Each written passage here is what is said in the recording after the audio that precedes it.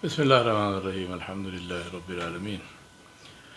Wa salatu wa salamu ala ashrafil anbiya wal mursaleen Muhammad Rasulullah sallallahu alayhi wa ala alihi wa sahbihi wa sallam tasliman kathiran kathira. Amma ba'du, my brothers and sisters, the reason why Aqeedah is important, the reason why the creed is important, is because the acceptance of deeds is based on the creed. So it's not just a matter of saying that one should do good deeds. The question is, of course one should do good deeds, but the issue is, what is a good deed which will get us reward from Allah subhanahu wa ta'ala? Right? What is a good deed? A deed may be good, but with Allah it may not have any reward. And a deed may be good, and also it is rewarded by Allah subhanahu wa ta'ala when we meet Him on the Day of Judgment. So what is it that makes a deed something that will attract a reward when we meet Allah? Now the simplest way to understand this is, if I tell you that, say you are a sales guy, right? So you know how to sell things. And if you ask me, how can I sell Apple products and get paid by Apple? I'm a great sales guy. How can I sell Apple products and get paid by Apple? What is the answer? The answer is, get employed by Apple. Go work for Apple. How can I sell Tesla cars and get a commission on that? Get employed by Tesla or one of the Tesla dealers. Right? I mean, simple. It doesn't require great intelligence to answer this question. How do you get paid to do the work of somebody? Is by working for that person. Similarly, how do you get rewarded by Allah? By believing in Allah, and by working for Allah. So what is the Aqeedah? The Aqeedah is your and my appointment letter. The Aqeedah is what proves that I am a Muslim. Who is a Muslim?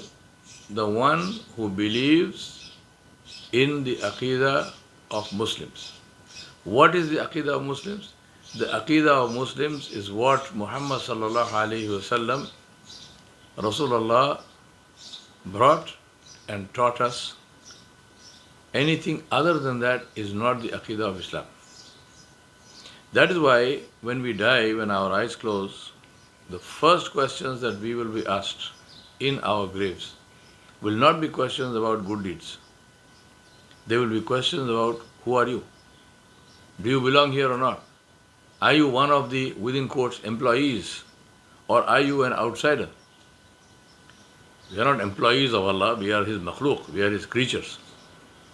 But by employees I mean somebody who has accepted the work of the deen of Allah subhanahu wa ta'ala and accepts Allah subhanahu wa ta'ala.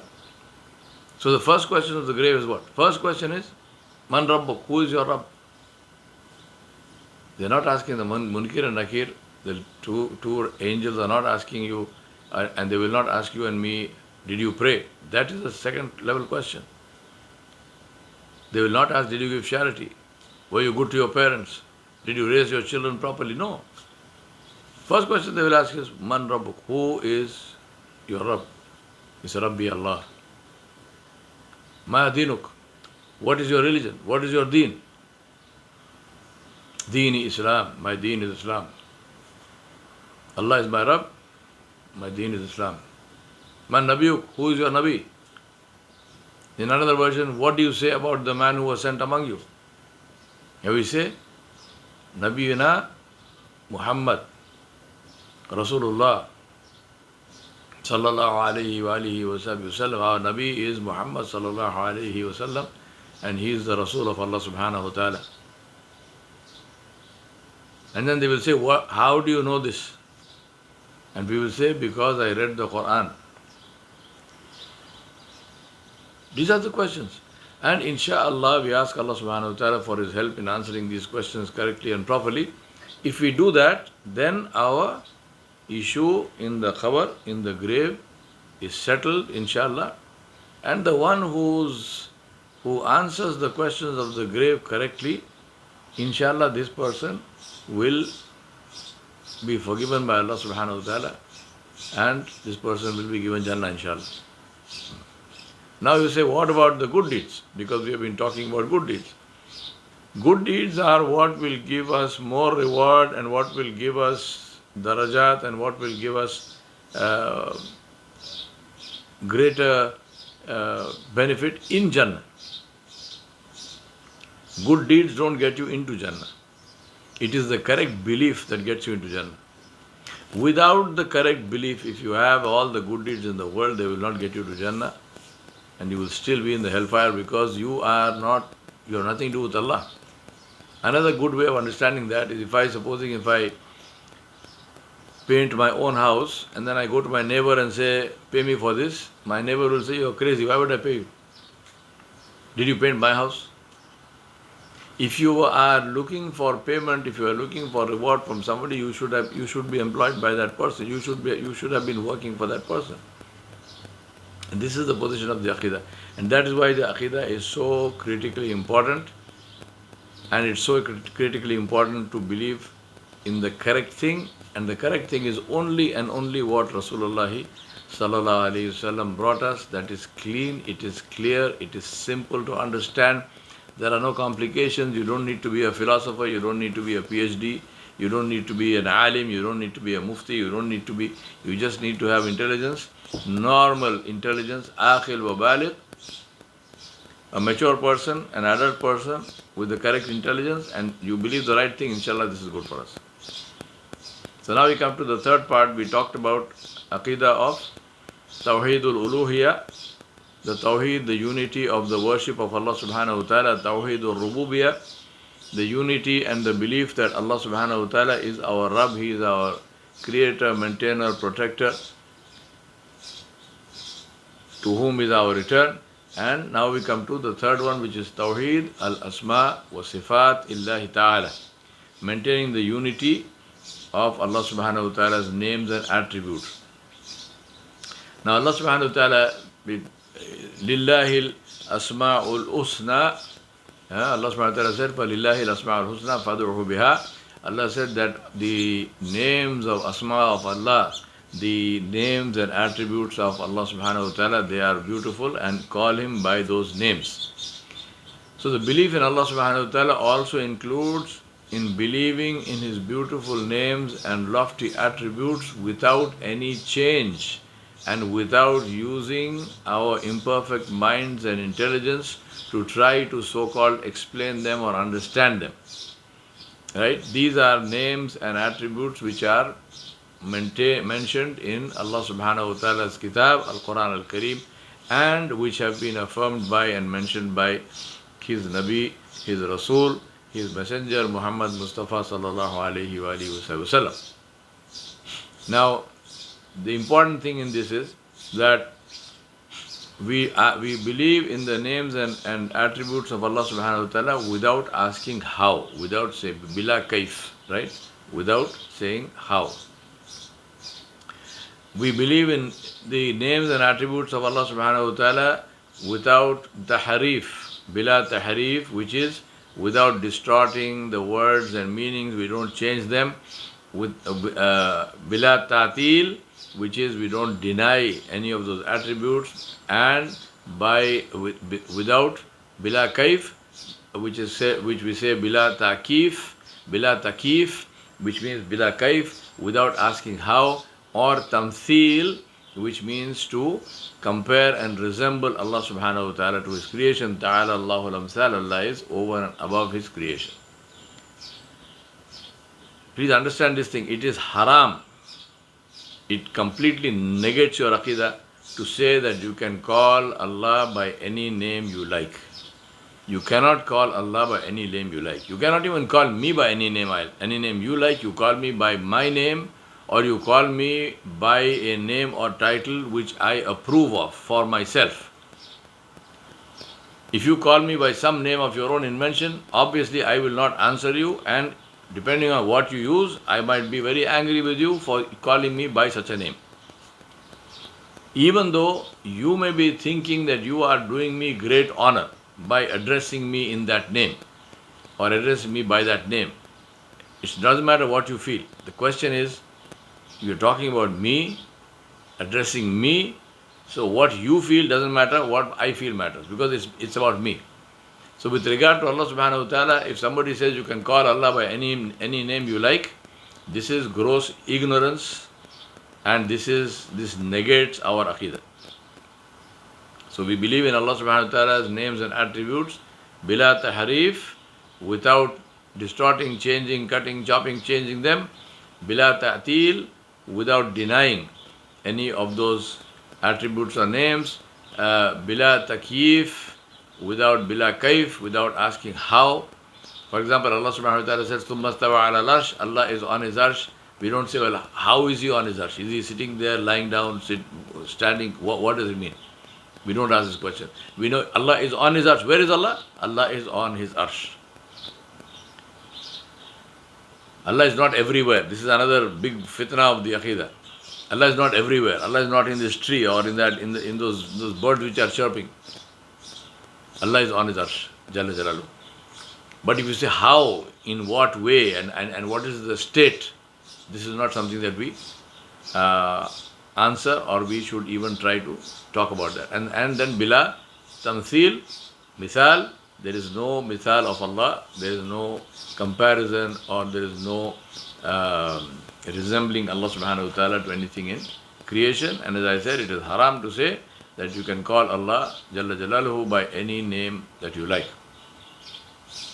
Now, Allah subhanahu wa ta'ala warned us, and He said, وَلِلَّهِ الْأَسْمَاءُ الْحُسْنَى فَادْعُوهُ بِهَا وَذَرُوا الَّذِينَ يُلْحِدُونَ فِي أَسْمَائِهِ سَيُجْزَوْنَ مَا كَانُوا يَعْمَلُونَ. Allah said the most beautiful names belong to Allah subhanahu wa ta'ala, and by names it means names and attributes. So call on Him by those names, by them, but shun and discard such men or such people who use profanity in the names of Allah subhanahu wa ta'ala.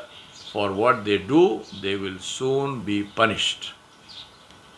Allah promised His punishment and warned us not to use, not to be disrespectful about His glorious names and attributes. If somebody says, for example, that you can call, instead of saying Allah, you can say Brahma, or you can say Shiva, or you can say Jesus, or you can say XYZ, or you can say something, this is haram. This is to disrespect Allah subhanahu wa ta'ala, and Allah subhanahu wa ta'ala promised His punishment for that. So whoever says that should make tawbah and istighfar and ask Allah to forgive them for saying something. Hopefully that was said if you said that, I'm hoping that you said it in ignorance, but if you said it deliberately with belief, then please, make istighfar and tawbah and get back into Islam. Because this kind of a statement spoken with knowledge completely negates the faith and takes you out of Islam. If somebody says Allah or saying Brahma or saying Shiva or saying Krishna or Vishnu or Rama or whatever, I don't mean anything disrespectful about whoever the Hindus worship. They are welcome to worship who they like. I'm just saying that and those are not Allah subhanahu wa ta'ala. Allah is Allah. Jalla Jalaluhu, there is nothing comparable to Allah subhanahu wa ta'ala. قُلْ هُوَ اللَّهُ أَحَدٌ اللَّهُ الصَّمَدُ لَمْ يَلِدْ وَلَمْ يُولَدْ وَلَمْ يَكُنْ لَهُ كُفُوًا أَحَدٌ. There is nothing compared to Allah subhanahu wa ta'ala. You cannot compare Allah subhanahu wa ta'ala to any deities that are worshipped by anybody else, whoever it might be, whether it is the Greeks or the Romans or the Hindus or the Christians or the Parsis or the whoever. They are all welcome to worship whoever they want. We are not forcing anybody. What we are saying is, we do not worship what you worship. and we will not give those names to the one we worship, and the one we worship is Allah subhanahu wa ta'ala jalla jalaluhu. Referring to Allah subhanahu wa ta'ala only as He referred to Himself. This is the second aspect of Tawheed, of Asma wa Sifat, which involves referring to Allah only by the names and attributes that He referred Himself with and by, and not giving Him our own names and our own descriptions. For example, Allah subhanahu wa ta'ala, even though Allah said Allah gets angry because of certain actions, the number one of them is shirk, is to join partners with Him. You cannot call Allah subhanahu wa ta'ala Al-Ghadib, right, the angry one, saying that, well, you see, because Allah gets angry. Now to do this is haram, because this is not something that Allah subhanahu wa ta'ala said. This is not a name that Allah gave Himself, and it is not a name that Rasulullah sallallahu alaihi wasallam addressed Allah subhanahu wa ta'ala by, and therefore we who are finite are not in any position to describe or define the infinite, who is Allah subhanahu wa ta'ala. All we can do and all we are allowed to do is to use the same names that He used for Himself jalla jalaluhu.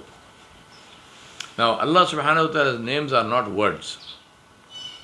So let's understand this also, right? The names of Allah subhanahu wa ta'ala are not to be thought of simply as Arabic words with some meaning, which can be substituted by words of any other language, irrespective of whether those words refer to things that people worship apart from Allah or not.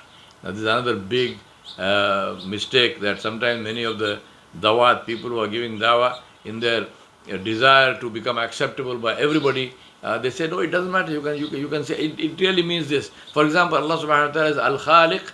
Khaliq is creator, right? So you can say, Brahma is creator with the Hindus, so you can say creator, right? Or you can say, no, I'm not talking about something which anybody worships. So you can say, Allah subhanahu wa ta'ala is, you can refer to Allah subhanahu wa ta'ala by the name of some machine which creates, right? As a 3D printer, for example. Can you say Allah is a 3D printer? Na'udhu billah. Allah is Allah. Allah is Al-Khaliq. Using that Al-Khaliq as simply a word in the Arabic language, this is against the Aqeeda of Tawheed fi Asma wa Sifatillahi ta'ala. The Arabic meaning of the word has nothing to do with it. The names of Allah subhanahu wa ta'ala are unique to Him, and they are not shared by anybody. So basic principle, we call Allah and we call upon Allah by the names that He likes, not by the names that we like. Now maintaining the unity of, third part is maintaining the unity of Allah subhanahu wa ta'ala's names also means that Allah subhanahu wa ta'ala's names in the definite form with the Al cannot be given to His creation unless they are prefixed by the word Abd. So for example, Allah is the name of Allah subhanahu wa ta'ala, personal name of Allah subhanahu wa ta'ala. So you cannot say, I love Allah so much that I will name my son Allah. No. You can name your son Abdullah. Allah's name is Ar-Rahman. So you can't say, well, I will name my son Rahman. You cannot. It is haram in Islam.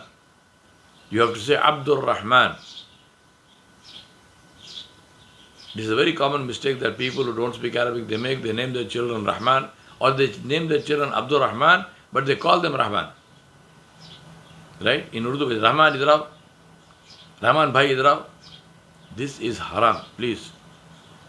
It is prohibited. If you do that with knowledge, it is shirk, you are out of Islam.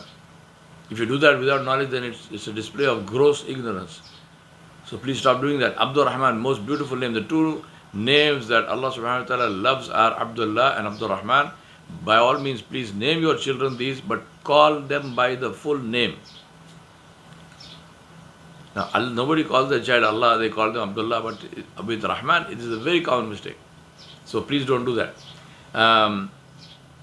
Many of the divine names, the names of Allah subhanahu wa ta'ala in the indefinite form, without the Al, like Rauf and Rahim and so on, are allowed because Allah used some of these in the indefinite form for Rasulullah sallallahu alaihi wasallam. Ar-Rauf Rahim, Allah subhanahu wa ta'ala mentioned Rasulullah sallallahu alaihi wasallam, and he said Raufur Rahim. So therefore, it is permitted to use things like Rauf and Rahim and so forth. But with the Ar-Rauf, Ar-Rahim, Ar-Razzaq, Ar-Rahman, Ar-Rahim, I mean all of these with the Al are definite forms, and in the definite form they refer only to Allah subhanahu wa ta'ala. They cannot be substituted by something. You cannot use an English translation or some other translation, Urdu translation, and say that, well, you see, it means the same thing. No, we are not talking about what it means. We are talking about the name of Allah subhanahu wa ta'ala, what it means. For example, my name, Yawar, it means helper, somebody who helps. So if you stand somewhere and say, helper, come here, you think I'm going to go? I don't know who you're calling. I have no idea. You know, but you see, your name means this. My name may mean anything. My name is Yawar. Right? I don't care what it means. That is my name. If you want me to answer you, you have to call me by my name. You can't call me by the meaning of my name. I'm saying this only to explain Allah subhanahu wa ta'ala is beyond any examples. So treating Allah subhanahu wa ta'ala's names with adab, with the utmost respect, is the essence of Iman. Allah subhanahu wa ta'ala said, for example, Raufur Rahim, Allah subhanahu wa ta'ala said, لَقَدْ جَاءَكُمْ رَسُولٌ مِّنْ أَنفُسِكُمْ عَزِيزٌ عَلَيْهِ مَا عَنِتُّمْ حَرِيصٌ عَلَيْكُمْ بِالْمُؤْمِنِينَ رَوْفُ Rahim. He did not say Ar-Rauf Ar-Rahim, Raufur Rahim. A Rasul has come to you from among yourselves, to whom anything which burdens you, anything which gives you any difficulty, he is grieved by it. He is full of concern for you and full of compassion and full of mercy. He is full of compassion is Rauf, and full of mercy is Rahim. So names in the indefinite form, like Rauf and Rahim, are allowed, but not in their definite. You can't say Ar-Rauf and Ar-Rahim. So always precede the name with Abd. So even with Rauf and Rahim, it is better to say Abdul Rauf and Abdul Rahim. This is Alhamdulillah permitted. Now, this word Abd means slave. So this again can be applied only to Allah subhanahu wa ta'ala, meaning the word slave is applied to us with respect to Allah subhanahu wa ta'ala, right? And it cannot be applied with respect to anybody else. For example, people keep these names Abdul Rasul or Ghulam Rasul or Abdul Nabi, Ghulam Nabi, Abdul Hussain, Ghulam Hussain. All of these names are forbidden, because we are the ibad, we are the abd of Allah only, right? We are not the ibad of anyone other than Allah. Similarly, names like Shah Jahan, Shah Alam, Jahan Pana, Zille Ilahi, these were Mughal titles, and these were titles of different Muslim kings that they used to use. All of these are haram titles. Allah subhanahu wa ta'ala dislikes and hates names like this, names like Shah Jahan and so on, and Shah Alam, king of the world. Can you imagine there's one miserable little human being who is going to die, who wakes up every morning and goes to the toilet, he has a name called king of the world. What garbage is this? I mean, really, seriously, this is something, if you got named, if you were named like this by your parents, may Allah bless them, change your name. Change your name. Don't go around in the world with a name like Shah Jahan and Shah Alam and whatnot. Right? Nazille Ilahi and Jahan Pana and so on are titles.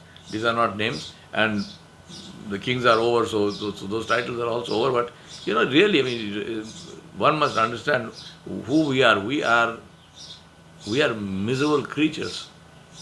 We live on a piece, on a dot in the universe called the earth. It's only that Allah subhanahu wa ta'ala has honored us by giving us His kalam, by giving us language, by enabling us to repeat and to speak His word, by giving us the beautiful presence of His beautiful Nabi sallallahu alaihi wasallam in our lives. This is the honor that Allah has given us. Otherwise, we are not capable and we are not deserving of anything. So let us not elevate ourselves. So giving these names, calling yourself Abd, the slave of anyone other than Allah, is haram, it is prohibited. And giving yourself a name which is fitting only for Allah subhanahu wa ta'ala is also, or giving titles to people which are only fitting to Allah subhanahu wa ta'ala is also haram and prohibited. Now there are three words, three of the names of Allah subhanahu wa ta'ala for which using the abd, the prefix of abd is obligatory, it is fard. If you don't do that, then you are committing a major sin and it is haram. And these three names are Allah, Rahman and Ahad. Right? So you with Allah, you must use Abdullah. If you are naming a person, you say Abdullah, Abdul Rahman, Abdul Ahad. To use these three names of Allah as the names of any human being without using the prefix of abd, slave of, is something which is haram and prohibited. And to use them without abd is shirk, and therefore it is shirk to call somebody simply Ahad or Rahman or brother Ahad or brother Rahman, Rahman Bhai, Ahad Bhai. All of this is, it is very common in, especially in people who speak Urdu, especially as I mentioned with Rahman. Please change this. And if your name is Abdul Rahman and you never used it, but start using it now and tell people, whoever calls you or used to call you by that name, tell them, please stop calling me by that name, just call me Abdul Rahman. Right? It is prohibited and it is something that a Muslim must never do. It is obligatory, it is fard to say Abdul Rahman, Abdul Ahad and Abdullah. Now we look at, inshallah, we talked about the Tawheed and we now look at shirk in these three aspects of Tawheed. And the first one, first Tawheed, part of Tawheed we talked about was Tawheed fi uluhiyat or Tawheed ul ibadah, Tawheed of ibadah, Tawheed of the deityship. The Allah is ilah. He is the one worthy of worship. And so therefore now let us look at the shirk fi ibadah or shirk fi uluhiyat. And this happens when actions of worship, all actions that amount to worship, are directed at anyone other than Allah subhanahu wa ta'ala. Now a shirkul akbar, major shirk, is when an act of worship is directed at other than Allah subhanahu wa ta'ala. This represents the most obvious form of idolatry, which messengers were specifically sent by Allah subhanahu wa ta'ala to call mankind away from. So worshipping any kind of idol, referring to anything as God of this, God of that, this is haram, this is major shirk, it's shirkul akbar, and negates, if you do that with belief, if you actually believe that, then you are no longer a Muslim. Allah said, وَلَقَدْ بَعَثْنَا فِي كُلِّ أُمَّةٍ رَسُولًا أَنِ اعْبُدُوا اللَّهَ وَاجْتَنِبُوا الطَّاغُوتَ. Surely we have sent to every nation a messenger saying, worship Allah and leave the false gods, leave Taghut. Allah said He has sent a messenger to every people, everywhere. So, now what are acts of worship? For example, going to a dargah, going to the grave of somebody about whom you believe good things, with the intention of seeking favors, asking the occupant to make dua for you, or any such thing, is major open shirk, and it negates Islam. Right? It completely it negates Islam, it cancels out Islam. So don't do that. Now you will notice that I did not use the word saints. I didn't say go to the dargah of a saint. This is another major problem with speaking about Islam and Islamic concepts in English. People use this word saint. There is no saint in Islam. Please understand this. Sainthood is something which is bestowed, not simply given. Bestowed means from above. Bestowed on an individual by the Pope. When Mother Teresa died, she was Mother Teresa. And then after a few years, the Pope decided to give her the title of saint. So now she is called Saint Teresa.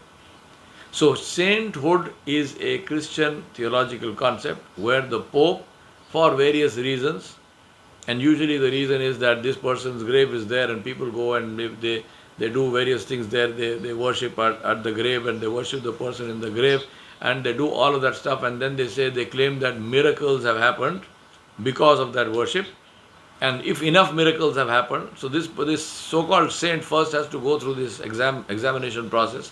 They have to prove that they are saints, and then sainthood is given. In Islam, we don't have all of this. There are no saints in Islam, so please don't even use the word saint. We have our great scholars, we have our great leaders, we have the Sahaba of Rasulullah Sallallahu Alaihi Wasallam, we have the Prophet Sallallahu Alaihi Wasallam himself. What do we do about all of these? We make dua for them. We try to live our lives like they live their lives. We try to emulate them. We try to be like them. That's it. We don't go to their graves and say, Ya Rasulullah, Ya Fulan bin Fulan, please help me, please do this for me, please do that for me. And we also don't say, I'm not asking you, but you make dua to Allah for me.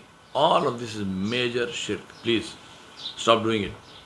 Making tawaf of a grave or of a person is major shirk and negates Islam. Whether this person is your so-called imam or your sheikh or your guru or whatever you want to call them, if you go around and around them as an act of worship, you have negated your Islam, you are out of Islam. If you go around a grave, no matter whose grave is it, on whose grave it is. In the case of the grave of Nabi Sallallahu Alaihi Wasallam, you cannot go around it because of the construction, but if you could have done that, that is major shirk. And if you do that with the grave of anybody, it is major shirk. Similarly, bowing or making any gesture of respect to a nishan, an alam, a picture, or any article or any grave is major shirk and takes you out of Islam. Right? All of these are originally Christian concepts that came into Islam and they negate Islam. All of these amount to idol worship, idolatry, and they take us and negate Islam.